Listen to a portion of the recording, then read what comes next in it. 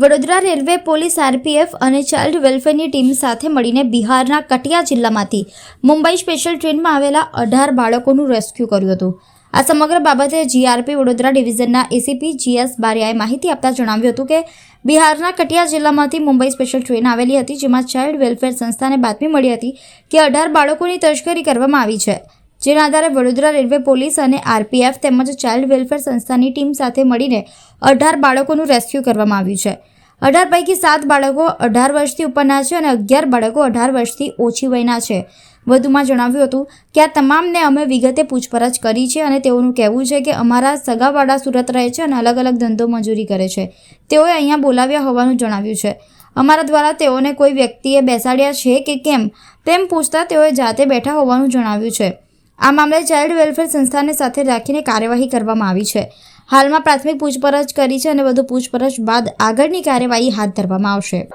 બિહારના જે કટિયા જિલ્લો છે ત્યાંથી મુંબઈ સ્પેશિયલ ટ્રેન આવેલી, એની અંદર જે ચાઇલ્ડ વેલફેરની જે સંસ્થા છે એમને કોઈ બાતમી આપેલી કે ટોટલ 18 જેટલા બાળકો છે એની તસ્કરી કરવામાં આવેલ છે। જે બાબતે આરપીએફ, જીઆરપીએફ અને જે ચાઇલ્ડ વેલફેરની કમિટી છે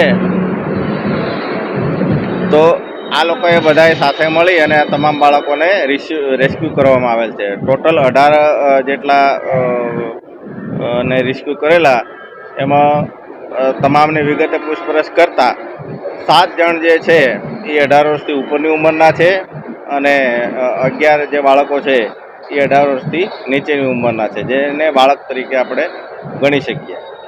આ તમામને અમે વિગતે પૂછપરછ કરી છે। પર્સનલી મેં એમને પૂછપરછ કરી છે। એમના જે સગાવાલા છે એ સુરત ખાતે રહે છે, અલગ અલગ પ્રકારના ધંધા અને મજૂરીથી કામ ત્યાં કરે છે। તો એ લોકોને એવું કેવું છે કે એમણે અમને બોલાવ્યા હતા એટલે અમે ત્યાં જઈએ છીએ। એ સિવાય એમને એવું પણ અમે પૂછ્યું છે કે તમને કોઈ ગેંગ લીડર કે કોઈ વ્યક્તિએ પરાણે અથવા તો બળજબરીથી તમને ટ્રેનમાં બેસાડ્યા છે કે કેમ, એ બાબતે પૂછપરછ કરતા એ લોકો જણાવે છે કે અમે અમારી રીતે 2 જણના ગ્રુપમાં અથવા 3 જણના ગ્રુપમાં બધાએ ટિકિટ કરાવી અને સુરત ખાતે જઈએ છીએ એવું જણાવેલ છે। આપણે આ સંસ્થાના આધારે આપણે પકડ્યા છે, સંસ્થાના મેસેજના આધારે જે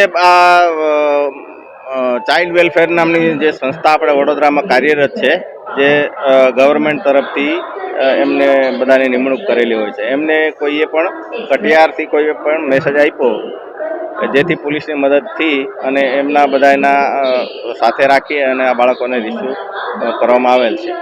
જે બાળકો પકડાયા છે એ લોકોનું કંઈ ગુનાહિત ઇતિહાસ આગળ કંઈ ધરાવતા એની ઉપર તપાસ અત્યારે અમે પ્રાથમિક પૂછપરછ કરેલ છે, એવો કોઈ ગુનાહિત ઇતિહાસ કે એવું કંઈક જણાયેલ નથી। તેમ છતાં આ તમામના અમે વિગતવારના સરનામા, એડ્રેસ અને પૂછપરછ કરીશું અને આગળની વિગત પછી જ ખબર પડશે કે જેથી અમે એને આગળ શું કાર્યવાહી કરવી છે તે ખબર પડી શકે।